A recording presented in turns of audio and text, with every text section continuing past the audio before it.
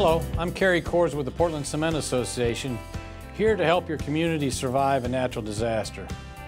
There are a few things one can do in preparing for a severe weather event, such as check for at-risk trees, make sure your roof doesn't have any leaks, remove items from your yard that may become projectiles with high wind. But this is not enough. We need to build structures to resist large wind loads and damage from flooding and fire. The way to do this is through more resilient codes and standards. Unfortunately, we only strengthen building codes when it's too late, after disaster strikes. We should be smarter in the way we build.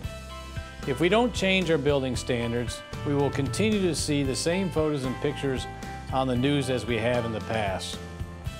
We will continue to put the personal safety of citizens at risk. We will see higher insurance rates. We will continue to impact local economies that suffer from the damage. In 2012, 47 states applied for disaster funding.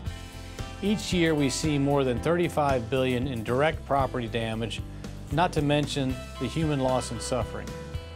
Communities cannot afford to completely rebuild their towns and lives each time a disaster strikes.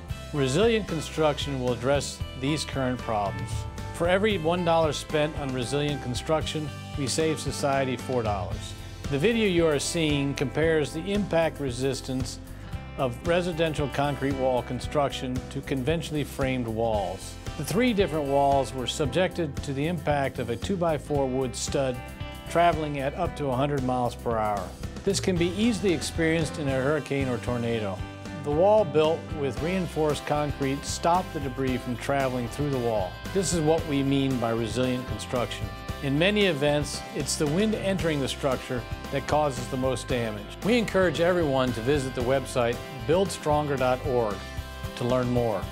While you're there, look at the bill now before Congress that will help us rebuild stronger, and call your congressional representative to support this legislation.